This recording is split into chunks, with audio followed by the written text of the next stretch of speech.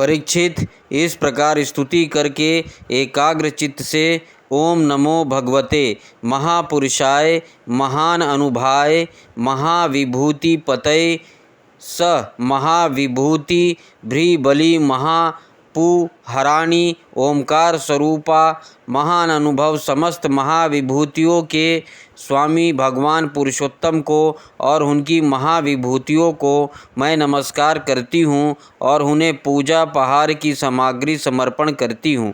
इस मंत्र के द्वारा प्रतिदिन स्थिर चित्त से विष्णु भगवान का आवाहन, अर्घ्यपाद, आचमन, स्नान, वस्त्र, यज्ञोपवीत, आभूषण, गंध, पुष्प, धूप, दीप और नैवेद्य आदि निवेदन करके पूजन करें। जो नैवेद्य बच रहे हैं उससे ओम नमो भगवते महापुरुषाय महाविभूति पतये स्वाहा महान ऐश्वर्यों के अधिपति भगवान पुरुषोत्तम को नमस्कार है। मैं उन्हीं के लिए इस हवस्य का आह्वान कर रही हूँ। यह मंत्र बोलकर अग्नि में 12 आहुतियाँ दे। परीक्षित, जो सब प्रकार की संपत्तियों को प्राप्त करना चाहता हो उसे चाहिए कि प्रतिदिन भक्ति भाव से भगवान लक्ष्मी नारायण की पूजा करे, क्योंकि वे ही दोनों समस्त अभिलाषाओं के पूर्ण करने वाले एवं श्रेष्ठ वरदानी हैं। इसके बाद भक्ति भाव से भरकर बड़ी नम्रता से भगवान को साष्टांग दंडवत करें। 10 बार पूर्वोक्त मंत्र का जप करें और फिर इस स्तोत्र का पाठ करें। हे लक्ष्मी नारायण, आप दोनों सर्वव्यापक और संपूर्ण चराचर जगत के अंतिम कारण हैं। आपका और कोई कारण नहीं है। भगवान माता लक्ष्मी जी आपकी माया शक्ति है। ये ही स्वयं अव्यक्त प्रकृति भी है। इनका पार पाना अत्यंत कठिन है। प्रभो, आप ही इन महामाया के अधीश्वर हैं और आप ही स्वयं परम पुरुष हैं। आप समस्त यज्ञ हैं और ये हैं यज्ञ क्रिया। आप फल के भोक्ता हैं और ये हैं उसको उत्पन्न करने वाली क्रिया।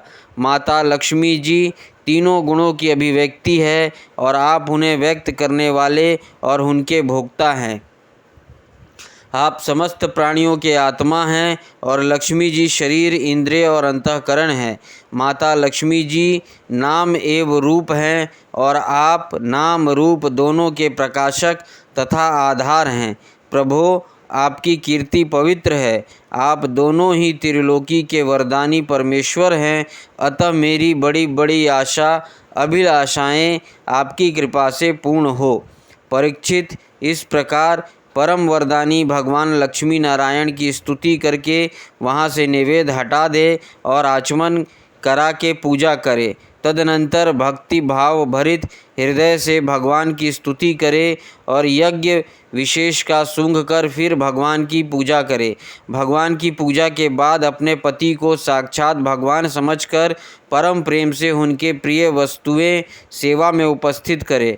पति का भी यह कर्तव्य है कि वह आंतरिक प्रेम से अपनी पत्नी के प्रिय पदार्थ ला लाकर उसे दे और उसके छोटे बड़े सब प्रकार के काम करता रहे।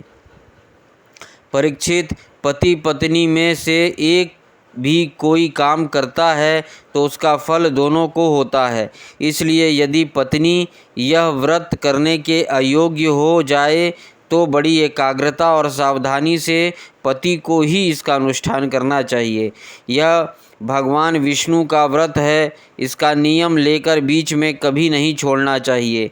जो भी यह नियम ग्रहण करे वह प्रतिदिन माला, चंदन, नैवेद्य और आभूषण आदि से भक्तिपूर्वक ब्राह्मण और सुहागनी स्त्रियों का पूजन करे तथा भगवान विष्णु की भी पूजा करे। इसके बाद भगवान को उनके धाम में पधार दे, विसर्जन कर दे। तदनंतर आत्मशुद्धि और समस्त अभिलाषाओं की पूर्ति के लिए पहले से ही उन्हें निवेदित किया हुआ प्रसाद ग्रहण करे।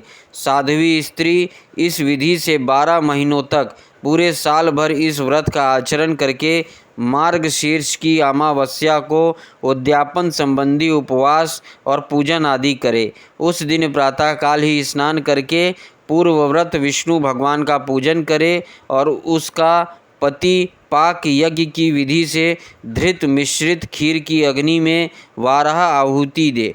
इसके जब ब्राह्मण प्रसन्न होकर उसे आशीर्वाद दे तो बड़े आदर से सिर झुकाकर उन्हें स्वीकार करे, भक्ति भाव से माथा टेक कर उनके चरणों में प्रणाम करे और उनकी आज्ञा लेकर भोजन करे। पहला आचार्य को भोजन कराए, फिर मौन होकर भाई बंधुओं के साथ स्वयं भोजन करे। इसके बाद हवन से बची हुई धृत मिश्रित खीर अपनी पत्नी को दे।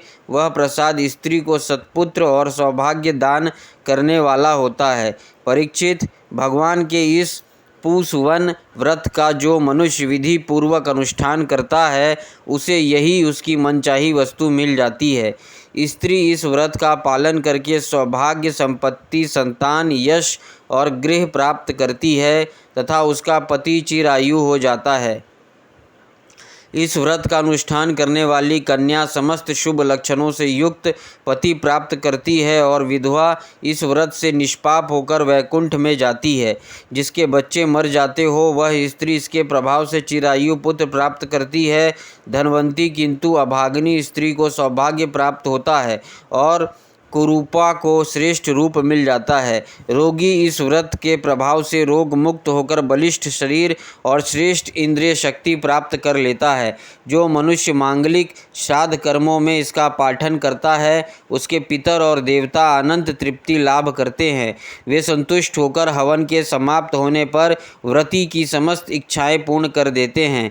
ये सब संतुष्ट होते ही हैं। समस्त यज्ञों के एकमात्र भोक्ता भगवान लक्ष्मी नारायण भी संतुष्ट हो जाते हैं और व्रती की समस्त अभिलाषाएं पूर्ण कर देते हैं।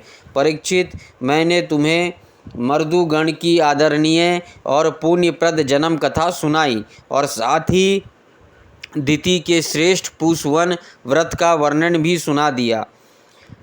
इसी तरह षष्ठ स्कंद समाप्त। हरि ओम तत्सत। ओम नमो भगवते वासुदेवाय नमः। सप्तम स्कंद। पहला अध्याय नारद युधिष्ठिर संवाद और जय विजय की कथा। राजा परीक्षित ने पूछा, भगवान तो स्वभाव से ही भेदभाव से रहित हैं, सम हैं, समस्त प्राणियों के प्रिय और सहृदय हैं। फिर उन्होंने जैसे कोई साधारण मनुष्य भेदभाव से अपने मित्र का पक्ष ले और शत्रुओं का अनिष्ट करे, इसी प्रकार इंद्र के लिए दैत्यों को वध क्यों किया? वे स्वयं परिपूर्ण कल्याण स्वरूप हैं, इसलिए उन्हें देवताओं से कुछ लेना देना नहीं है तथा निर्गुण होने के कारण दैत्यों से कुछ वैर, विरोध और उद्वेग भी नहीं है।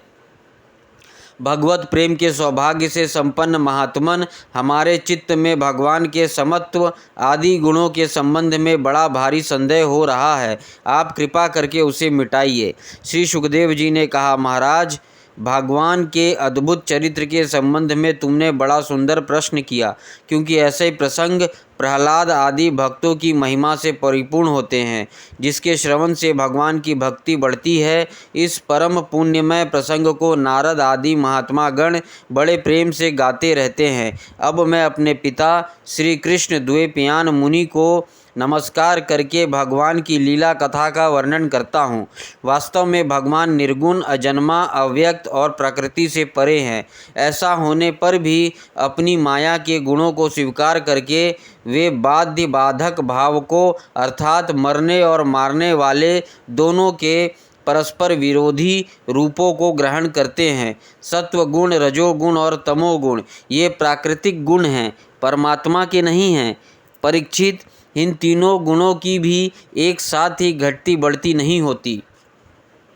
भगवान समय समय के अनुसार गुणों को स्वीकार करते हैं। सत्व गुण की वृद्धि के समय देवता और ऋषियों का, रजोगुण की वृद्धि के समय दैत्यों का और तमोगुण की वृद्धि के समय वे यक्ष एवं राक्षसों को अपनाते और उनका अभ्युदय करते हैं।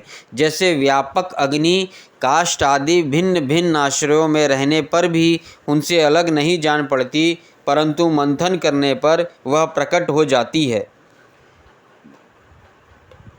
वैसे ही परमात्मा सभी शरीरों में रहते हैं, अलग नहीं जान पड़ते, परंतु विचारशील पुरुष हृदय मंथन करके उनके अतिरिक्त सभी वस्तुओं का बाध करके अंततः अपने हृदय में ही अंतर्यामी रूप से उन्हें प्राप्त कर लेते हैं।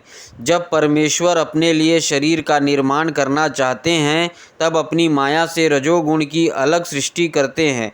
जब वे विचित्र योनियों में रमण करना चाहते हैं तो सत्वगुण की सृष्टि करते हैं, और जब वे शयन करना चाहते हैं तब तमोगुण को बढ़ा देते हैं। परीक्षित, भगवान सत्य संकल्प हैं। वे ही जगत की उत्पत्ति के निमित्त भूत प्रकृति और पुरुष के सहकारी एवं आश्रय काल की सृष्टि करते हैं। इसलिए वे काल के अधीन नहीं, काल ही उनके अधीन है। राजन, ये काल स्वरूप ईश्वर जब सत्वगुण की वृद्धि करते हैं तब सत्वमय देवताओं का बल बढ़ाते हैं, और तभी वे परम यशस्वी देव प्रिय परमात्मा देव विरोधी रजोगुणी एवं तमोगुणी दैत्यों का संहार करते हैं। वस्तुतः वे सम ही हैं। राजन, इस विषय में देव ऋषि नारद ने बड़े प्रेम से एक इतिहास कहा था।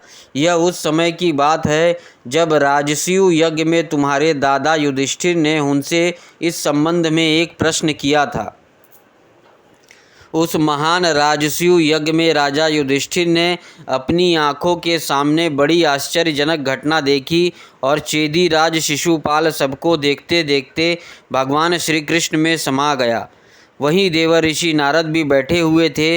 इस घटना से आश्चर्यचकित होकर राजा युधिष्ठिर ने बड़े बड़े मुनियों से भरी हुई सभा में उस यज्ञ मंडप में ही देवर्षि नारद से यह प्रश्न किया। युधिष्ठिर ने पूछा, अहो, यह तो बड़ा विचित्र बात है। परम तत्व भगवान श्री कृष्ण में समा जाना तो बड़े बड़े अनन्य भक्तों के लिए दुर्लभ है। फिर भगवान से द्वेष करने वाले शिशुपाल को यह गति कैसे मिली? नारद जी, इसका रहस्य हम सभी जानना चाहते हैं। पूर्व काल में भगवान की निंदा करने के कारण ऋषियों ने राजा वेन को नरक में डाल दिया था। यह दाम घोष का लड़का पापात्मा शिशुपाल और दुर्बुद्धि दंतव का दोनों ही जब से तुतलाकर बोलने लगे थे तब से अब तक भगवान से द्वेष ही करते हैं। अविनाशी परब्रह्म भगवान श्री कृष्ण को ये पानी पी पीकर गाली देते रहे हैं, परंतु इसके फल स्वरूप ना तो इनकी जीभ में कोढ़ ही हुआ और ना इन्हें घोर अंधकारमय नरक की ही प्राप्ति हुई। प्रत्युत जिन भगवान की प्राप्ति अत्यंत कठिन है, उन्हीं में से ये दोनों सबके देखते देखते अनायास ही लीन हो गए। इसका क्या कारण है? हवा के झोंक से लड़खड़ाती हुई दीपक की लौ के समान मेरी बुद्धि इस विषय में बहुत आगा पीछा कर रही है। आप सर्वज्ञ हैं, अतः इस अद्भुत घटना का रहस्य समझाइए। श्री सुखदेव जी कहते हैं, सर्वसमर्थ देवर्षि नारद राजा के ये प्रश्न सुनकर बहुत प्रसन्न हुए। उन्होंने युधिष्ठिर को संबोधित करके भरी सभा में सबको सुनते हुए यह कथा कही। नारद जी ने कहा, युधिष्ठिर, निंदा, स्तुति, सत्कार और तिरस्कार इस शरीर के ही होते हैं। इस शरीर की कल्पना प्रकृति और पुरुष का ठीक ठीक विवेक ना होने के कारण ही हुई है। जब इस शरीर को ही अपना आत्मा मान लिया जाता है तब यह मैं हूँ और यह मेरा है ऐसा भाव बन जाता है। यही सारे भेदभाव का मूल्य है। इसी के कारण ताड़ना और दुर्वचनों से पीड़ा होती है। जिस शरीर में अभिमान हो जाता है कि यह मैं हूँ, उस शरीर के वध से प्राणियों को अपना वध जान पड़ता है, किंतु भगवान में तो जीवों के समान ऐसा अभिमान है नहीं, क्योंकि वे सर्वात्मा हैं, अद्वितीय हैं। वे जो दूसरों को दंड देते हैं वह भी उनके कल्याण के लिए ही है।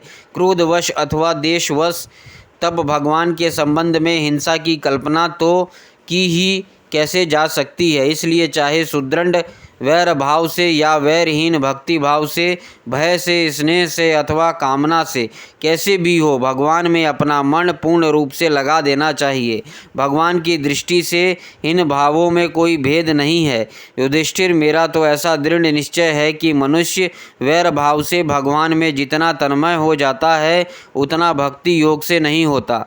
भृंगी कीड़े को लाकर भीत पर अपने छिद्र में बंद कर देता है और वह भय तथा उद्वेग से भृणी को चिंतन करते करते उसके जैसा हो जाता है। यही बात भगवान श्री कृष्ण के संबंध में है। लीला के द्वारा मनुष्य मालूम पड़ते हुए ये सर्वशक्तिमान भगवान ही तो हैं। इनसे वैर करने वाला भी इनका चिंतन करते करते पाप रहित होकर इन्हीं को प्राप्त हो गए। एक नहीं, अनेकों मनुष्य काम से, द्वेष से, भय से और स्नेह से अपने मन को भगवान में लगाकर एवं अपने सारे पाप धोकर उसी प्रकार भगवान को प्राप्त हुए हैं जैसे भक्त भक्ति से। महाराज, गोपियों ने भगवान से मिलने की तीव्र काम अर्थात प्रेम से कसाने, भय से शिशुपाल, दंतवक्त्र आदि राजाओं ने द्वेष से, यदुवंशियों ने परिवार के संबंध से, तुम लोगों ने स्नेह से और हम लोगों ने भक्ति से अपने मन को भगवान में लगाया है। भक्तों के अतिरिक्त जो 5 प्रकार के भगवान का चिंतन करने वाले हैं, उनमें से राजा वेन की तो किसी में गणना नहीं है, क्योंकि उसने किसी भी प्रकार से भगवान में मन नहीं लगाया था। सारांश यह है कि चाहे जैसे हो, अपना मन भगवान श्री कृष्ण में तन्मय कर देना चाहिए। महाराज, फिर तुम्हारे मौसेरे भाई शिशुपाल और दंतवक्त्र दोनों ही विष्णु भगवान के मुख्य पार्षद थे। ब्राह्मणों के शाप से इन दोनों को अपने पद से च्युत होना पड़ा था। राजा युधिष्ठिर ने पूछा, नारद जी, भगवान के पार्षदों को भी प्रभावित करने वाला वह शाप किसने दिया था तथा वह कैसा था? भगवान के अनन्य प्रेमी फिर जन्म मृत्यु में संसार में आए, यह बात तो कुछ अविश्वसनीय सी मालूम पड़ती है। वैकुंठ के रहने वाले लोग प्राकृत शरीर, इंद्रिय और प्राणों से रहित होते हैं। उनका प्राकृतिक शरीर संबंध किस प्रकार हुआ, यह बात आप अवश्य सुनाइए।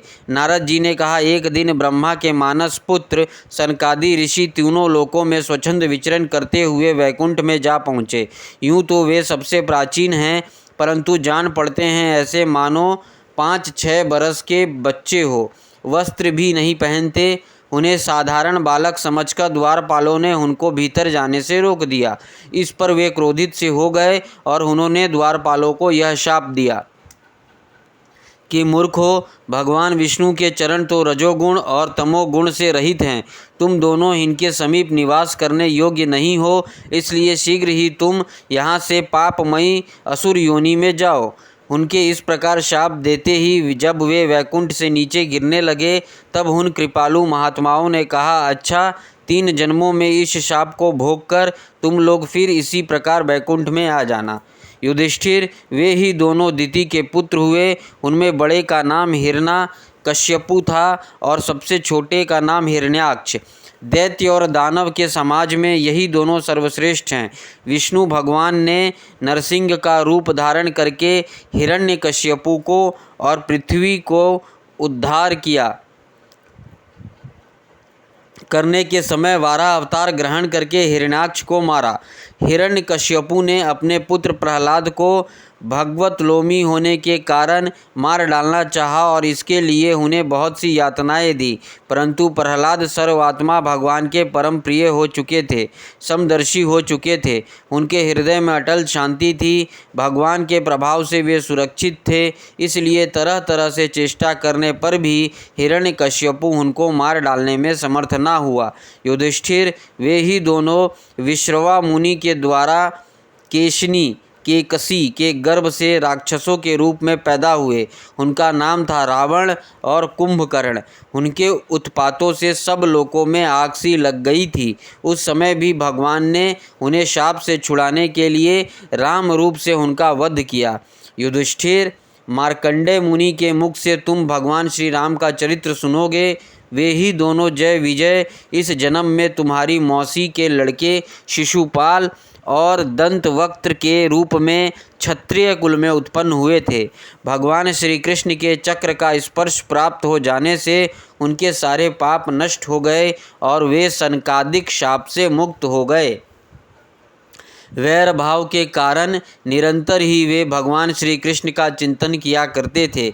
उसी तीव्र तन्मयता के फलस्वरूप वे भगवान को प्राप्त हो गए और पुनः उनके पार्षद होकर उन्हीं के समीप चले गए। युधिष्ठिर जी ने पूछा, भगवान, हिरण्यकश्यपु ने अपने स्नेह भोजन पुत्र प्रहलाद से इतना द्वेष क्यों किया? फिर प्रहलाद तो महात्मा थे, साथ ही यह भी बतलाइए कि किस साधन से प्रहलाद भगवनमय हो गए। दूसरा अध्याय हिरण्य राक्षस का वध होने पर हिरण्यकश्यपु का अपनी माता और कुटुंबियों को समझाना। नारद जी ने कहा, युधिष्ठिर, जब भगवान ने वाराह अवतार धारण करके हिरण्याक्ष को मार डाला, तब भाई के इस प्रकार मारे जाने पर हिरण्यकश्यपु रोष से जल भुन गया और शोक से संतप्त हो उठा। वह क्रोध से कांपता हुआ अपने दांतों से बार बार होठ चबाने लगा। क्रोध से दहकती हुई आंखों की आग के धुएं से धूमिल हुए आकाश की ओर देखता हुआ वह कहने लगा। उस समय विकराल दाढ़ों, आग उगलने वाली उग्र दृष्टि और चढ़ी हुई भौहों के कारण उसका मुंह देखा ना जाता था। भरी सभा में त्रिशूल उठाकर उसने द्विमूर्धा, त्र्यक्ष, शंबर, शतबाहु, हयग्रीव, नमूची, पाक, इलवल, विप्रचिति, पुलोमा और शकुन आदि को संबोधन करके कहा, दैत्यों और दानवों, तुम सब लोग मेरी बात सुनो और उसके बाद जैसे मैं कहता हूँ वैसा करो। तुम्हें यह ज्ञात है कि मेरे क्षुद्र शत्रुओं ने मेरे परम प्यारे और हितैषी भाई को विष्णु से मरवा डाला है। यद्यपि यह देवता और दैत्य दोनों के प्रति समान है, तथापि दौड़ धूप और अनुनय विनय करके देवताओं ने उसे अपने पक्ष में कर लिया। ये विष्णु पहले तो बड़ा शुद्ध और निष्पक्ष था, परंतु अब माया से वाराह आदि रूप धारण करने लगा है और अपने स्वभाव से चित्त हो गया है। बच्चे की तरह जो उसकी सेवा करे उसी की और हो जाता है, उसका चित्त स्थिर नहीं है। अब मैं अपने इस शूल से उसका गला काट डालूंगा और उसके खून की धारा से अपने रुधिर प्रेमी भाई का तर्पण करूंगा। तब कहीं मेरे हृदय की पीड़ा शांत होगी। उस मायावी शत्रु के नष्ट होने पर, पेड़ की जड़ कट जाने पर डालियों की तरह सब देवता अपने आप सूख जाएंगे, क्योंकि उनका जीवन तो विष्णु ही है। इसलिए तुम लोग इस समय पृथ्वी पर जाओ। आजकल वहाँ ब्राह्मण और क्षत्रियों की बहुत बढ़ती हो गई है। वहाँ जो लोग तपस्या, यज्ञ, स्वाध्याय, व्रत और दान आदि शुभ कर्म कर रहे हैं, उन सबको मार डालो। विष्णु की जड़ है द्विजातियों का धर्म कर्म, क्योंकि यज्ञ और धर्म ही उसके स्वरूप हैं। देवता, ऋषि, पितर, समस्त प्राणी और धर्म का वही परम आश्रय है। जहाँ जहाँ ब्राह्मण, गाय, वेद, वर्णाश्रम और धर्म कर्म हो, उन देशों में तुम लोग जाओ, उन्हें जला दो, उजाड़ डालो। दैत्य तो स्वभाव से ही लोगों को सताकर सुखी होते हैं। दैत्यराज हिरण्यकश्यपु की आज्ञा उन्होंने बड़े आदर से सिर झुकाकर स्वीकार की और उसी के अनुसार जनता का नाश करने लगे। उन्होंने नगर, गांव, गौओं के रहने के स्थान, बगीचे, खेत, टहलने के स्थान, ऋषियों के आश्रम, रत्न आदि की खाने, किसानों की बस्तियां, तराई के गांव, अहीरों की बस्तियां और व्यापार के केंद्र, बड़े बड़े नगर जला डाले। कुछ दैत्यों ने खोदने के शस्त्रों से बड़े बड़े पुल, परकोटे और नगर के फाटकों को तोड़ फोड़ डाला, तथा दूसरों ने कुल्हाड़ियों से फले फूले हरे भरे पेड़ काट डाले। कुछ दैत्यों ने जलती हुई लकड़ियों से लोगों के घर जला दिए। इसी प्रकार दैत्यों ने निरीह प्रजा का बड़ा उत्पीड़न किया। उस समय देवता लोग स्वर्ग छोड़कर छिपे रूप से पृथ्वी में विचरण करते थे। युधिष्ठिर, भाई की मृत्यु से हिरण्यकश्यपु को बड़ा दुख हुआ था। जब उसने उसकी अंत्योष्टि क्रिया से छुट्टी पाली, तब शकुनी, शंबर, धृष्ट, भूत संतापन, वृक, कालनाभ, महानाभ, हरिश्मिश्रु और उत्कच अपने हीन भतीजों को संतावना दी। उनकी माता वृषभानु को और अपनी माता दिति को देश काल के अनुसार मधुर वाणी से समझाते हुए कहा। हिरण्यकश्यपु ने कहा, मेरी प्यारी माँ, बहू और पुत्रों, तुम्हें वीर हिरण्याक्ष के लिए किसी प्रकार का शोक नहीं करना चाहिए। वीर पुरुष तो ऐसा चाहते ही हैं कि लड़ाई के मैदान में अपने शत्रु के सामने उसके दांत खट्टे करके प्राण त्याग करे। वीरों के लिए ऐसी ही मृत्यु श्लाघनीय होती है। देवी, जैसे प्याव पर बहुत से लोग इकट्ठे हो जाते हैं, परंतु उनका मिलना जुलना थोड़ी देर के लिए ही होता है, वैसे ही अपने कर्मों के फेर से देववश जीव भी मिलते और बिछुड़ते हैं। वास्तव में आत्मा नित्य, अविनाशी, शुद्ध, सर्वोगत, सर्वज्ञ और देह, इंद्रिय आदि से पृथक है। वह अपनी अविद्या से ही देह आदि की सृष्टि करके भोगों के साधन सूक्ष्म शरीर को स्वीकार करता है। जैसे हिलते हुए पानी के साथ उसमें प्रतिबिंबित होने वाला वृक्ष भी हिलते से जान पड़ते हैं और घुमाई जाती हुई आँख के साथ सारी पृथ्वी ही घूमती सी दिखाई देती है। कल्याणी, वैसे ही विषयों के कारण मन भटकने लगता है और वास्तव में निर्विकार होने पर भी उसके समान आत्मा भी भटकता हुआ सा जान पड़ता है।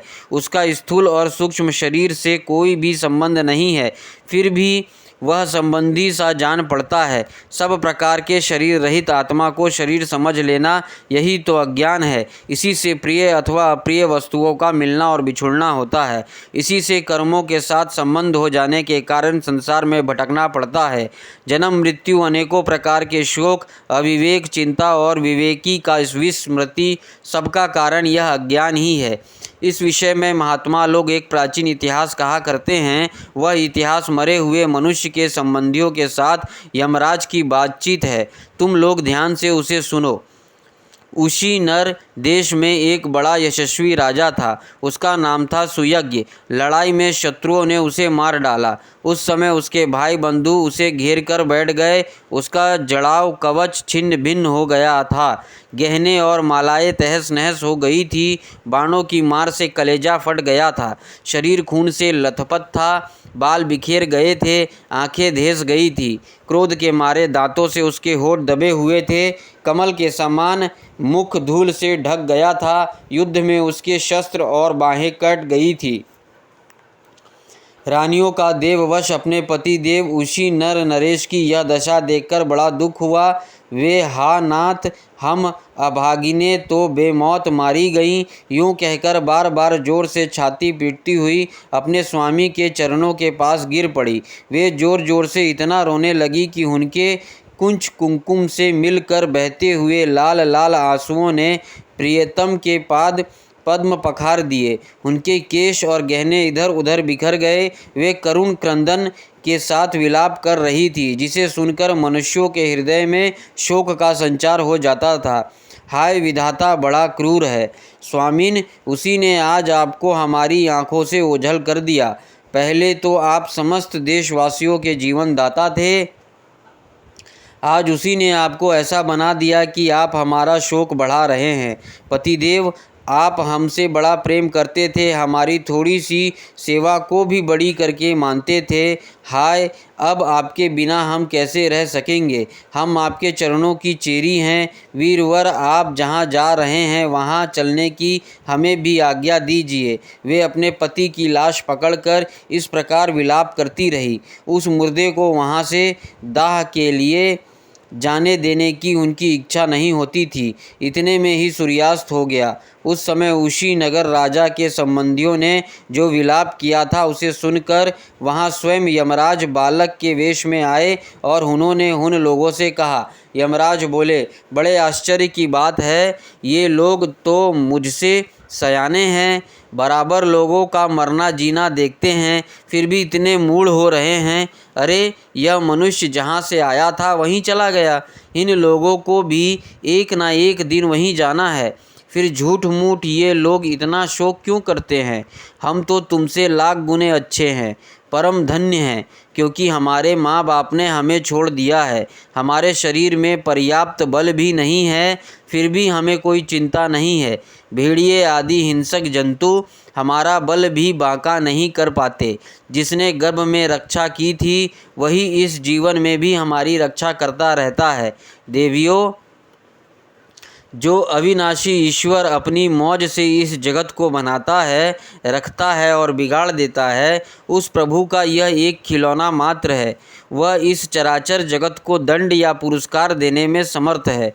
भाग्य अनुकूल हो तो रास्ते में गिरी हुई वस्तु भी ज्यों की त्यों पड़ी रहती है, परंतु भाग्य के प्रतिकूल होने पर घर के भीतर तिजोरी में रखी हुई वस्तु भी खो जाती है। जीव बिना किसी सहारे के देव की दया दृष्टि से जंगल में भी बहुत दिनों तक जीवित रहता है, परंतु देव के विपरीत होने पर घर में सुरक्षित रहने पर भी मारा जाता है। रानियों, सभी प्राणियों की मृत्यु अपने पूर्व जन्मों के कर्म वासना के अनुसार समय पर होती है और उसी के अनुसार उनका जन्म भी होता है, परंतु आत्मा शरीर से अत्यंत भिन्न है। इसलिए वह उसमें रहने पर भी उसके जन्म मृत्यु आदि धर्मों से अछूता ही रहता है। जैसे मनुष्य अपने मकान को अपने से अलग और मिट्टी का समझता है, वैसे ही यह शरीर भी अलग और मिट्टी का है। मोहवश वह इसे अपना समझ बैठता है। जैसे बुलबुले आदि पानी के विकार, घड़े आदि मिट्टी के विकार और गहने आदि स्वर्ण के विकार समय पर बनते हैं, रूपांतरित होते हैं तथा नष्ट हो जाते हैं, वैसे ही इन्हीं तीनों के विकार से बना हुआ यह शरीर भी समय पर बन बिगड़ जाता है। जैसे काठ में रहने वाली व्यापक अग्नि स्पष्ट ही उससे अलग है, जैसे देह में रहने पर भी वायु का उससे कोई संबंध नहीं है, जैसे आकाश सब जगह एक सा रहने पर भी किसी के दोष गुण से लिप्त नहीं होता, वैसे ही समस्त देह इंद्रियों में रहने वाला और उनका आश्रय आत्मा भी उनसे अलग और निर्लिप्त है। मूर्खों, जिसके लिए तुम सब शोक कर रहे हो, वह सुयज्ञ नाम का शरीर तो तुम्हारे सामने पड़ा है। तुम लोग इसी को देखते थे। इसमें जो सुनने वाला और बोलने वाला था, वह तो कभी किसी को नहीं दिखाई पड़ता था, फिर आज भी नहीं दिखाई दे रहा है, तो शोक क्यों? तुम्हारी यह मान्यता है कि प्राण ही बोलने या सुनने वाला था, सो निकल गया। मूर्खतापूर्ण है, क्योंकि सुषुप्ति के समय प्राण तो रहता है, पर ना वह बोलता है ना सुनता है। शरीर में सब इंद्रियों की चेष्टा का हेतुभूत जो महाप्राण है, वह प्रधान होने पर भी बोलने या सुनने वाला नहीं है, क्योंकि वह जड़ है। देह और इंद्रियों के द्वारा सब पदार्थों का दृष्टा जो आत्मा है, वह शरीर और प्राण दोनों से पृथक है। यद्यपि वह परिच्छिन्न नहीं है, व्यापक है, फिर भी पंचभूत इंद्रिय और मन से युक्त नीचे ऊंचे शरीर को ग्रहण करता और अपने विवेक बल से मुक्त भी हो जाता है। वास्तव में वह इन सबसे अलग है। जब तक वह 5 प्राण, 5 कर्म इंद्रियाँ, 5 ज्ञानेंद्रियाँ, बुद्धि और मन, इन 17 तत्वों से बने हुए लिंग शरीर से युक्त रहता है, तभी तक कर्मों से बंधा रहता है, और इस बंधन के कारण ही माया से होने वाले मोह और कलेश बराबर उसके पीछे पड़े रहते हैं। प्रकृति के गुणों और उनसे बनी हुई वस्तुओं को सत्य समझना अथवा कहना झूठ मूठ का दुराग्रह है। मनोरथ के समय की कल्पित और स्वप्न के समय की दिख पड़ने वाली वस्तुओं के समान इंद्रियों के द्वारा जो कुछ ग्रहण किया जाता है, वह सब मिथ्या है। इसलिए शरीर और आत्मा का तत्व जानने वाले पुरुष ना तो अनित्य शरीर के लिए शोक करते हैं और ना नित्य आत्मा के लिए ही, परंतु ज्ञान की दृढ़ता ना होने के कारण जो लोग शोक करते हैं, उनका स्वभाव बदलना बहुत कठिन है। किसी जंगल में एक बहेलिया रहता था। वह बहेलिया क्या था? विधाता ने मानो उसे पक्षियों के काल रूप में ही रच रखा था। जहाँ कहीं भी वह जाल फैला देता और ललचा कर चिड़ियों को फंसा लेता। एक दिन उसने कुलिंक पक्षी के एक जोड़े को चारा चुगते देखा। उनमें से उस बहेलिये ने मादा पक्षी को तो शीघ्र ही फंसा लिया। कालवश वह जाल के फंदे में फंस गई। नर पक्षी को अपनी मादा की विपत्ति को देखकर बड़ा दुख हुआ। वह बेचारा उसे छुड़ा तो सकता ना था, स्नेह से उस बेचारे के लिए विलाप करने लगा। उसने कहा, यूँ तो विधाता सब कुछ कर सकता है, परंतु है वह बड़ा निर्दयी। यह मेरी सहचरी एक तो स्त्री है, दूसरे मुझे अभागे के लिए शोक करती हुई बड़ी दीनता से छटपटा रही है। इसे लेकर वह करेगा क्या? उसकी मौज हो तो मुझे ले जाए, इसके बिना मैं अपना यह अधूरा विदुर जीवन जो दीनता और दुख से भरा हुआ है, लेकर क्या करूँगा? अभी मेरे अभागे बच्चों के पर भी नहीं जन्मे हैं। स्त्री के मर जाने पर उन मातृहीन बच्चों को मैं कैसे पालूँगा? ओह, घोंसले में वे अपनी माँ की बाट देख रहे होंगे। इस तरह वह पक्षी बहुत सा विलाप करने लगा। अपनी सहचरी के वियोग से वह आतुर हो रहा था। आंसुओं के मारे उसका गला रुंध गया था। तब तक काल की प्रेरणा से पास ही छुपे हुए उसी बहेलिये ने ऐसा बाण मारा कि वह भी वहीं पर लौट गया। मूर्ख रानियों, तुम्हारी भी यही दशा होने वाली है। तुम्हें अपनी मृत्यु तो दिखती नहीं और इसके लिए रो पीट रही हो। यदि तुम लोग 100 बरस तक इसी तरह शोकवश छाती पीटती रहो, तो भी अब तुम इसे नहीं पा सकोगी। हिरण्याकश्यपु ने कहा। उस छोटे से बालक की ऐसी ज्ञानपूर्ण बातें सुनकर सब के सब दंग रह गए। उसी नगर नरेश के भाई बंधु और स्त्रियों ने यह बात समझ ली कि समस्त संसार और इसके सुख दुख अनित्य एवं मिथ्या हैं। यमराज यह उपाख्यान सुनाकर वहीं अंतर्धान हो गए। भाई बंधुओं ने भी सुयज्ञ की अंत्योष्ठि क्रिया की।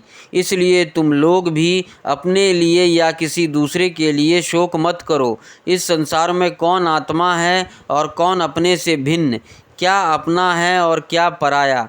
प्राणियों को अज्ञान के कारण ही यह अपने पराये का दुराग्रह हो रहा है। इस भेद बुद्धि का और कोई कारण नहीं है। नारद जी ने कहा, युधिष्ठिर, अपनी पुत्र वधू के साथ दिति ने हिरण्याकश्यपु की यह बात सुनकर उसी क्षण पुत्र शोक का त्याग कर दिया और अपना चित्त परम तत्व स्वरूप परमात्मा में लगा दिया। तीसरा अध्याय, हिरण्याकश्यपु की तपस्या और वर प्राप्ति। नारद जी ने कहा, युधिष्ठिर, अब हिरण्याकश्यपु ने यह विचार किया कि मैं अजय अमर और संसार का एक छत्र सम्राट बन जाऊं, जिससे कोई मेरे सामने खड़ा तक ना हो सके। इसके लिए वह मंदराचल की एक घाटी में जाकर अत्यंत दारुण तपस्या करने लगा। वहाँ हाथ ऊपर उठाकर आकाश की ओर देखता हुआ वह पैर के अंगूठे के बल पृथ्वी पर खड़ा हो गया। उसकी जटाएं ऐसे चमक रही थी जैसे प्रलय काल के सूर्य की किरणें। जब वह इस प्रकार तपस्या में संलग्न हो गया, तब देवता लोग अपने अपने स्थानों और पदों पर पुनः प्रतिष्ठित हो गए। बहुत दिनों तक तपस्या करने के बाद उसकी तपस्या की आग धुएं के साथ सिर से निकलने लगी। वहाँ चारों ओर फैल गई और ऊपर नीचे तथा अगल बगल के लोकों को जलाने लगी। उसकी लपट से नदी और समुद्र खौलने लगे। द्वीप और पर्वतों के सहित पृथ्वी डगमगाने लगी। ग्रह और तारे टूट टूट कर गिरने लगे तथा दसों दिशाओं में मानो आग लग गई। हिरण्याकश्यपु की उस तपोमयी आग की लपटों से स्वर्ग के देवता भी जलने लगे। वे घबराकर स्वर्ग से ब्रह्मलोक में गए और ब्रह्मा जी से प्रार्थना करने लगे, हे देवताओं के भी आराध्य देव जगतपति ब्रह्मा जी, हम लोग हिरण्याकश्यपु के तप की ज्वाला से जल रहे हैं। अब हम स्वर्ग में नहीं रह सकते। हे अनंत, हे सर्वाध्यक्ष, यदि आप उचित समझे तो अपनी सेवा करने वाली जनता का नाश होने के पहले ही यह ज्वाला शांत कर दीजिए। भगवान, आप सब कुछ जानते ही हैं, फिर भी हम अपनी ओर से आपसे यह निवेदन कर देते हैं कि वह किसी अभिप्राय से यह घोर तपस्या कर रहा है। सुनिए, उसका विचार है कि जैसे ब्रह्मा जी अपनी तपस्या और योग के प्रभाव से इस चराचर जगत की सृष्टि करके सब लोकों से ऊपर सत्यलोक में विराजते हैं, वैसे ही मैं भी अपनी उम्र, तपस्या और योग के प्रभाव से वही पद और स्थान प्राप्त कर लूँगा। क्योंकि समय असीम है और आत्मा नित्य है। एक जन्म में नहीं, अनेक जन्मों में, एक युग में ना सही अनेक युगों में अपनी तपस्या की शक्ति से मैं पाप पुण्य आदि के नियमों को पलटकर इस संसार में ऐसा उलट फेर कर दूंगा जैसे पहले कभी नहीं था। वैष्णव आदि पदों में तो रखा ही क्या है, क्योंकि कल्प के अंत में उन्हें भी काल के गाल में चला जाना पड़ता है। हमने सुना है कि ऐसा हट करके ही वह घोर तपस्या में जुटा हुआ है। आप तीनों लोकों के स्वामी हैं, अब आप जो उचित समझे वही करें। ब्रह्मा जी, आपका यह सर्वश्रेष्ठ परमेष्ठी पद ब्राह्मण एवं गौओं की वृद्धि, कल्याण, विभूति, कुशल और विजयी के लिए है। युधिष्ठिर, जब देवताओं ने भगवान ब्रह्मा जी से इस प्रकार निवेदन किया, तब वे भृगु और दक्ष आदि प्रजापतियों के साथ हिरण्याकश्यपु के आश्रम पर गए। वहां जाने पर पहले तो उसे देख ही ना सके, क्योंकि दीमक की मिट्टी, घास और बाँसों से उसका शरीर ढक गया था। चींटियाँ उसकी मेदा, त्वचा, मांस और खून चाट गई थी। बादलों से ढके हुए सूर्य के समान वह अपनी तपस्या के तेज से लोकों को तपा रहा था। उसको देखकर ब्रह्मा जी भी विस्मित हो गए। उन्होंने हंसते हुए कहा, ब्रह्मा जी ने कहा, बेटा हिरण्यकश्यपु, उठो उठो, तुम्हारा कल्याण हो। कश्यप नंदन, अब तुम्हारी तपस्या सिद्ध हो गई। मैं तुम्हें वर देने के लिए आया हूँ।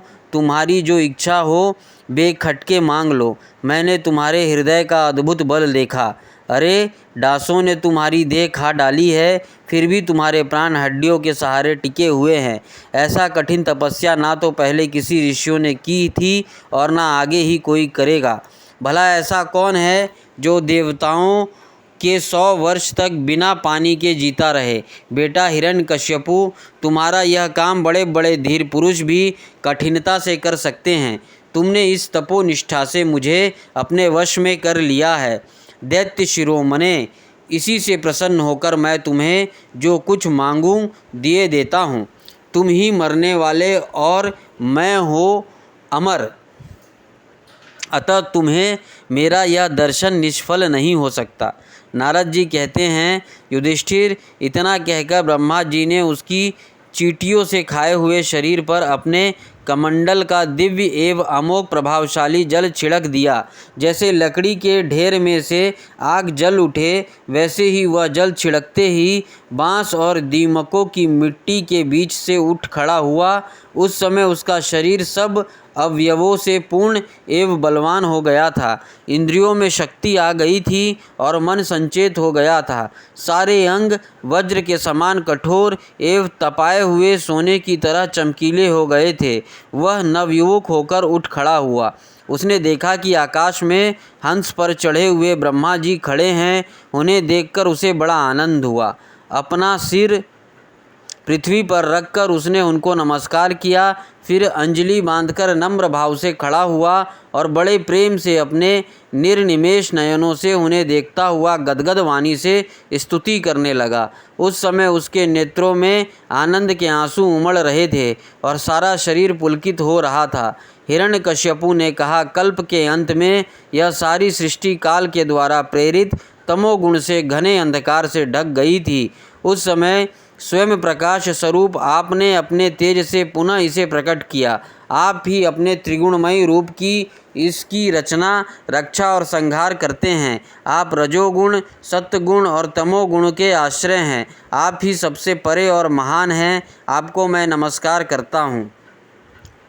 आप ही जगत के मूल कारण हैं। ज्ञान और विज्ञान आपकी मूर्ति हैं। प्राण, इंद्रिय, मन और बुद्धि आदि विकारों के द्वारा आपने अपने को प्रकट किया है। आप मुख्य प्राण सूत्र आत्मा के रूप से चराचर जगत को अपने नियंत्रण में रखते हैं। आप ही प्रजा के रक्षक भी हैं। भगवान, चित्त, वेतना, मन और इंद्रियों के स्वामी आप ही हैं। पंचभूत, शब्द आदि विषय और अनेक संस्कारों के रचयिता भी महतत्व के रूप में आप ही हैं। जो वेद होता है, अर्धवयु ब्रह्म और उद्गाता, इन ऋतुवजों से होने वाले यज्ञ का प्रतिपादन करते हैं, वे आपके ही शरीर हैं। उन्हीं के द्वारा अग्निष्ठोम आदि 7 यज्ञों का आप विस्तार करते हैं। आप ही संपूर्ण प्राणियों के आत्मा हैं, क्योंकि आप अनादि, अनंत, अपार, सर्वज्ञ और अंतर्यामी हैं। आप ही काल हैं। आप प्रतिक्षण सावधान रहकर अपने क्षण, लव आदि विभागों के द्वारा लोगों की आयु क्षीण करते रहते हैं। फिर भी आप निर्विकार हैं, क्योंकि आप ज्ञान स्वरूप परमेश्वर, अजन्मा, महान और संपूर्ण जीवों के जीवनदाता अंतरात्मा हैं। प्रभो, कार्य, कारण, चल और अचल ऐसी कोई भी वस्तु नहीं है जो आपसे भिन्न है। समस्त विद्या और कलाएं आपके शरीर हैं। आप त्रिगुणमयी माया से अतीत स्वयं ब्रह्म हैं। यह स्वर्णमयी ब्रह्मांड आपके गर्भ में स्थित है। आप इसे अपने में से ही प्रकट करते हैं। प्रभो, यह व्यक्त ब्रह्मांड आपका स्थूल शरीर है। इससे आप इंद्रिय, प्राण और मन के विषयों का उपभोग करते हैं, किंतु उस समय भी आप अपने परम ऐश्वर्यमय स्वरूप से ही स्थित रहते हैं। वस्तुतः आप पुराण पुरुष, स्थूल सूक्ष्म से परे ब्रह्म स्वरूप ही हैं। आप अपने अनंत और अव्यक्त स्वरूप से सारे जगत में व्याप्त हैं। चेतन और अचेतन दोनों ही आपकी शक्तियां हैं। भगवान, मैं आपको नमस्कार करता हूँ। प्रभो, आप समस्त वरदाताओं में श्रेष्ठ हैं। यदि आप मुझे अभीष्ट वर देना चाहते हैं तो ऐसा वर दीजिए कि आपके बनाए हुए किसी भी प्राणी से, चाहे वह मनुष्य हो या पशु, प्राणी हो या अप्राणी, देवता हो या दैत्य अथवा नाग आदि, किसी से भी मेरी मृत्यु ना हो। भीतर बाहर, दिन में, रात्रि में आपके बनाए प्राणियों के अतिरिक्त और भी किसी जीव से, अस्त्र शस्त्र से, पृथ्वी या आकाश में कहीं भी मेरी मृत्यु ना हो, युद्ध में कोई मेरा सामना ना कर सके, मैं समस्त प्राणियों का एक छत्र सम्राट हूँ। इंद्र आदि समस्त लोकपालों में जैसी आपकी महिमा है वैसी ही मेरी भी हो। तपस्वियों और योगियों को जो अक्षय ऐश्वर्य प्राप्त है वह मुझे भी दीजिए।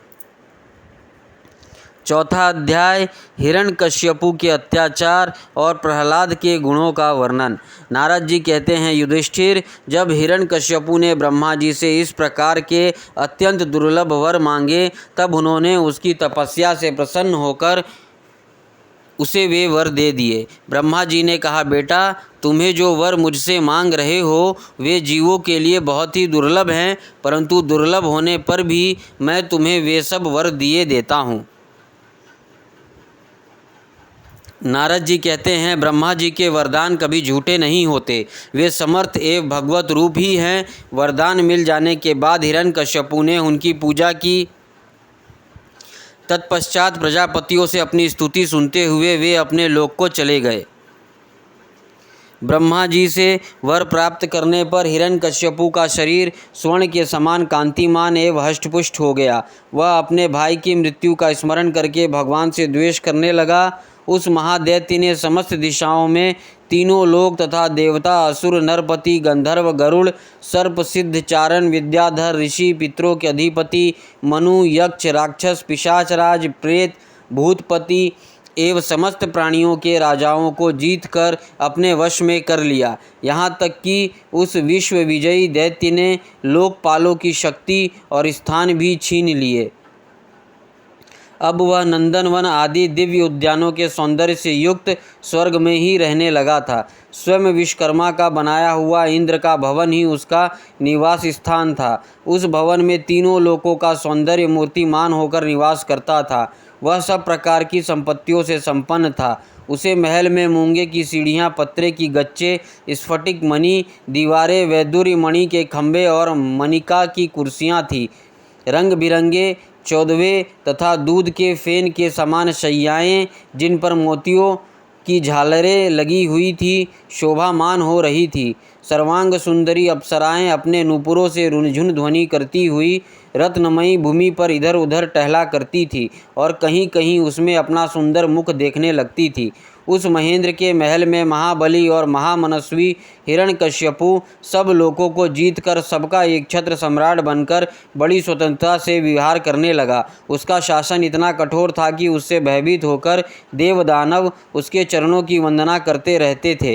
युधिष्ठिर, वह उत्कट गंध वाली मदिरा पीकर मतवाला रहा करता था। उसकी आंखें लाल लाल और चढ़ी हुई रहती। उस समय तपस्या, योग, शारीरिक और मानसिक बल का वह भंडार था। ब्रह्मा, विष्णु और महादेव के सिवा और सभी देवता अपने हाथों में भेंट ले लेकर उसकी सेवा में लगे रहते थे। जब वह अपनी पुरुषार्थ से इंद्रासन पर बैठ गया तब युधिष्ठिर, विश्वावसु, तुम्बरु तथा हम सभी लोग उसके सामने गान करते थे। गंधर्व, सिद्ध, ऋषिगण, विद्याधर और अप्सराएं बार बार उसकी स्तुति करती थी। युधिष्ठिर, वह इतना तेजस्वी था कि वर्ण आश्रम धर्म का पालन करने वाले पुरुष जो बड़ी बड़ी दक्षिणा वाले यज्ञ करते, उन यज्ञों की आहुति वह स्वयं छीन लेता। पृथ्वी के सातों द्वीपों में उसका अखंड राज था। सभी जगह बिना ही जीते बोए धरती से अन्न पैदा होता था। वह जो कुछ चाहता अंतरिक्ष से उसे मिल जाता तथा आकाश उसे भांति भांति की आश्चर्यजनक वस्तुएं दिखा दिखाकर उसका मनोरंजन करता था। इसी प्रकार खारे पानी, सुरा, घृत, इक्षुरुसु, दधि, दुग्ध और मीठे पानी के समुद्र भी अपनी पत्नी नदियों के साथ तरंगों के द्वारा उसके पास रत्न राशि पहुँचाया करते थे। पर्वत अपनी घाटियों के रूप में उसके लिए खेलने का स्थान जुटाते और वृक्ष सब ऋतुओं में फूलते फलते। वह अकेला ही सब लोकपालों के विभिन्न गुणों का धारण करता। इस प्रकार दिग्विजयी और एक छत्र सम्राट होकर वह अपने को प्रिय लगने वाले विषयों का स्वच्छंद उपभोग करने लगा, परंतु इतने विषयों से भी उसकी तृप्ति ना हो सकी, क्योंकि अंततः वह इंद्रियों का दास ही तो था। युधिष्ठिर, इस रूप में भी वह भगवान का वही पार्षद है जिसे सनकादिकों ने शाप दिया था। वह ऐश्वर्य के मद से मतवाला हो रहा था तथा घमंड में चूर होकर शास्त्रों की मर्यादा का उल्लंघन कर रहा था। देखते ही देखते उसके जीवन का बहुत सा समय बीत गया। उसके कठोर शासन में सब लोग और लोकपाल घबरा गए। जब उन्हें और कहीं किसी का आश्रय ना मिला तब उन्होंने भगवान की शरण ली। उन्होंने मन ही मन कहा, जहाँ सर्वात्मा जगदीश्वर श्री हरि निवास करते हैं और जिसे प्राप्त करके शांत एवं निर्मल सन्यासी महात्मा फिर लौटते नहीं, भगवान उस परम धाम को हम नमस्कार करते हैं। इस भाव से अपनी इंद्रियों का संयम और मन को समाहित करके उन लोगों ने खाना पीना और सोना छोड़ दिया तथा निर्मल हृदय से भगवान की आराधना की। एक दिन उन्हें मेघ के समान गंभीर आकाशवाणी सुनाई पड़ी। उसकी ध्वनि से दिशाएं गूंज उठी। साधुओं को अभय देने वाली वह वाणी यूँ थी, श्रेष्ठ देवताओं, डरो मत, तुम सब लोगों का कल्याण हो। मेरे दर्शन से प्राणियों को परम कल्याण की प्राप्ति हो जाती है।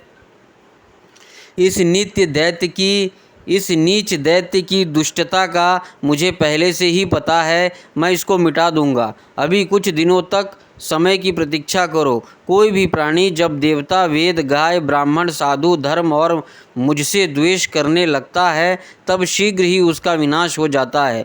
जब यह अपने वैरहीन, शांत और महात्मा पुत्र प्रहलाद से द्रोह करेगा, उसका अनिष्ट करना चाहेगा, तब वर के कारण शक्ति संपन्न होने पर भी इसे मैं अवश्य मार डालूंगा।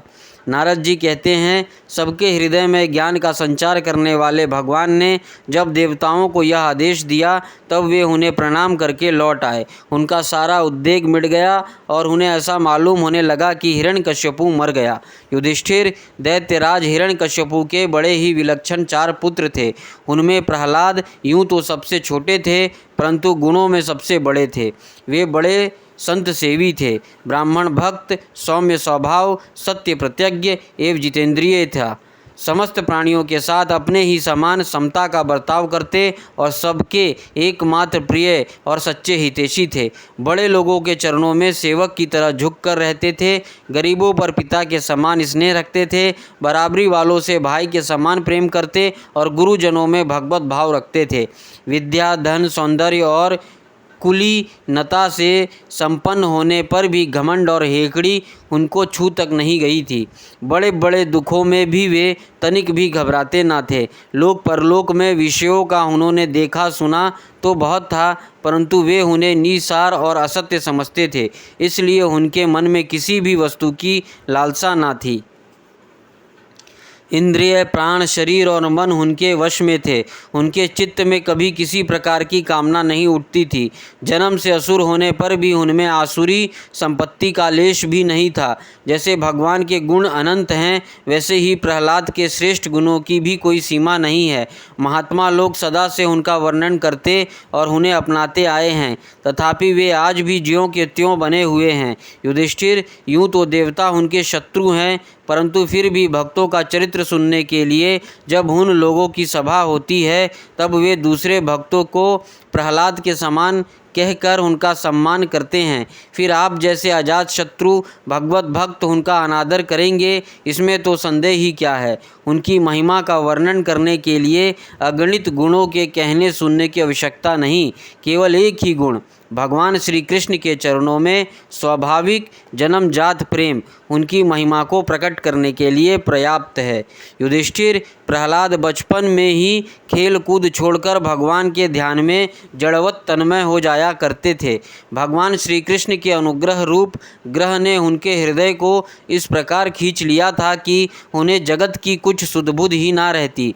उन्हें ऐसा जान पड़ता कि भगवान मुझे अपने गोद में लेकर आलिंगन कर रहे हैं, इसलिए उन्हें सोते बैठते, खाते पीते, चलते फिरते और बातचीत करते समय भी इन बातों का ध्यान बिल्कुल ना रहता। कभी कभी भगवान मुझे छोड़कर चले गए, इस भावना में उनका हृदय इतना डूब जाता कि वे जोर जोर से रोने लगते। कभी मन ही मन उन्हें अपने सामने पाकर आनंद उद्वेग से ठठाकर हंसने लगते। कभी उनके ध्यान के मधुर आनंद का अनुभव करके जोर से गाने लगते। वे कभी उत्सुक हो बेसुरा चिल्ला पड़ते। कभी कभी लोग लज्जा का त्याग करके प्रेम से छक कर नाचने भी लगते थे। कभी कभी उनकी लीला के चिंतन में इतने तल्लीन हो जाते कि उन्हें अपनी याद ही ना रहती, उन्हीं का अनुकरण करने लगते। कभी भीतर ही भीतर भगवान का कोमल संस्पर्श अनुभव करके आनंद में मग्न हो जाते और चुपचाप शांत होकर बैठे रहते। उस समय उनका रोम रोम पुलकित हो उठता, अध खुले नेत्र अविचल प्रेम और आनंद के आंसुओं से भरे रहते। भगवान श्री कृष्ण के चरण कमलों की यह भक्ति अकिंचन भगवत प्रेमी महात्माओं के संग से ही प्राप्त होती है। इसके द्वारा वे स्वयं तो परम आनंद में मग्न रहते ही थे, जिन बेचारों का मन कुसंग के कारण अत्यंत दीनहीन हो रहा था, उन्हें भी बार बार शांति प्रदान करते थे। युधिष्ठिर प्रहलाद भगवान के परम प्रेमी भक्त, परम भाग्यवान और ऊंची कोटि के महात्मा थे। हिरण्यकश्यपु ऐसे साधु पुत्र को भी अपराधी बतलाकर उनका अनिष्ट करने की चेष्टा करने लगा। युधिष्ठिर ने पूछा, नारद जी, आपका व्रत अखंड है। अब हम आपसे यह जानना चाहते हैं कि हिरण्यकश्यपु ने पिता होकर भी ऐसे शुद्ध हृदय महात्मा पुत्र से द्रोह क्यों किया। पिता तो स्वभाव से ही अपने पुत्रों से प्रेम करते हैं। यदि पुत्र कोई उल्टा काम करता है तो वे उसे शिक्षा देने के लिए डांटते हैं, शत्रु की तरह वैर विरोध तो नहीं करते। फिर प्रहलाद जी जैसे अनुकूल शुद्ध हृदय एवं गुरुजनों में भगवत भाव करने वाले पुत्रों से भला कोई द्वेष कर ही कैसे सकता है। नारद जी, आप सब कुछ जानते हैं। हमें यह जानकर बड़ा कौतूहल हो रहा है कि पिता ने द्वेष के कारण पुत्र को मार डालना चाहा। आप कृपा करके मेरा यह कौतूहल शांत कीजिए। 5वां अध्याय, हिरण्यकश्यपु के द्वारा प्रहलाद जी के वध का प्रयत्न। नारद जी कहते हैं, युधिष्ठिर, दैत्यों ने भगवान श्री शुक्राचार्य जी को अपना पुरोहित बनाया था। उनके 2 पुत्र थे, षंड और अमर्क। वे दोनों राजमहल के पास ही रहकर हिरण्यकश्यपु के द्वारा भेजे हुए नीति निपुण बालक प्रहलाद को और दूसरे पढ़ाने योग्य दैत्य बालकों को राजनीति, अर्थनीति आदि पढ़ाया करते थे। प्रहलाद गुरु जी का पढ़ाया हुआ पाठ सुन लेते थे और उसे ज्यों के त्यों उन्हें सुना भी दिया करते थे, किंतु वे उसे मन से अच्छा नहीं समझते थे, क्योंकि उस पाठ का मूल आधार था अपने और पराये को झूठा आग्रह। युधिष्ठिर, एक दिन हिरण्यकश्यपु ने अपने पुत्र प्रहलाद को बड़े प्रेम से गोद में लेकर पूछा, बेटा बताओ तो सही, तुम्हें कौन सी बात अच्छी लगती है। प्रहलाद जी ने कहा, पिताजी, संसार के प्राणी मैं और मेरे के झूठे आग्रह में पड़कर सदा ही अत्यंत उद्विग्न रहते हैं। ऐसे प्राणियों के लिए मैं यही ठीक समझता हूँ कि वे अपने अधपतन के मूल कारण हैं। घास से ढके हुए अंधेरे कुएं के समान इस घर को छोड़कर वन में चले जाए और भगवान श्री हरि का शरण ग्रहण करे। नारद जी कहते हैं, प्रहलाद जी के मुंह से शत्रु पक्ष की प्रशंसा से भरी बात सुनकर हिरण्यकश्यपु ठठाकर हंस पड़ा। उसने कहा, दूसरों के बहकाने से बच्चों की बुद्धि यूं ही बिगड़ जाया करती है। जान पड़ता है गुरु जी के घर पर विष्णु के पक्षपाती कुछ ब्राह्मण वेश बदल कर रहते हैं। बालक की भली भांति देख रेख की जाए, जिससे अभी इसकी बुद्धि बहकने ना पाए। जब दैत्यों ने प्रहलाद को गुरु जी के घर पहुंचा दिया, तब पुरोहितों ने उनको बहुत पुचकार कर और फुसला कर बड़ी मधुर वाणी से पूछा, बेटा प्रहलाद, तुम्हारा कल्याण हो, ठीक ठाक बतलाना। देखो, झूठ ना बोलना। यह तुम्हारी बुद्धि उल्टी कैसी हो गई और किस बालक की बुद्धि तो ऐसी नहीं हुई। कुलनंदन प्रहलाद, बताओ तो बेटा, हम तुम्हारे गुरुजन यह जानना चाहते हैं कि तुम्हारी बुद्धि स्वयं ऐसी हो गई या किसी ने सचमुच तुमको बहका दिया है। प्रहलाद जी ने कहा, जिन मनुष्यों की बुद्धि मोह से ग्रस्त हो रही है, उन्हीं को भगवान की माया से यह झूठा दुराग्रह होता देखा गया है कि यह अपना है और यह पराया। उन मायापति भगवान को मैं नमस्कार करता हूँ। वे भगवान ही जब कृपा करते हैं तब मनुष्य की पाश्विक बुद्धि नष्ट होती है और इस पशु बुद्धि के कारण ही तो यह मैं हूँ और यह मुझसे भिन्न है, इस प्रकार का झूठा भेदभाव पैदा होता है। वही परमात्मा यह आत्मा है। अज्ञानी लोग अपने और पराये का भेद करके उसी का वर्णन किया करते हैं। उनका ना जानना भी ठीक ही है, क्योंकि उसके तत्व को जानना बहुत कठिन है और ब्रह्मा आदि बड़े बड़े वेदज्ञ भी उसके विषय में मोहित हो जाते हैं। वही परमात्मा आप लोगों के शब्दों में मेरी बुद्धि बिगाड़ रहा है।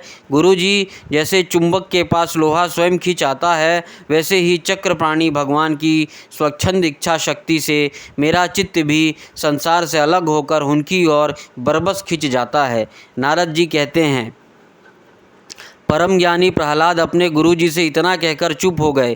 पुरोहित बेचारे राजा के सेवक एवं पराधीन थे, वे डर गए। उन्होंने क्रोध से प्रहलाद को झिड़क दिया और कहा, अरे कोई मेरी बेद तो लाओ, यह हमारी कीर्ति में कलंक लगा रहा है। इस दुर्बुद्धि कुलंकार को ठीक करने के लिए चौथा उपाय दंड ही उपयुक्त होगा। दैत्य वंश के चंदन वन में यह कांटेदार बबूल कहाँ से पैदा हो गया, जो विश्व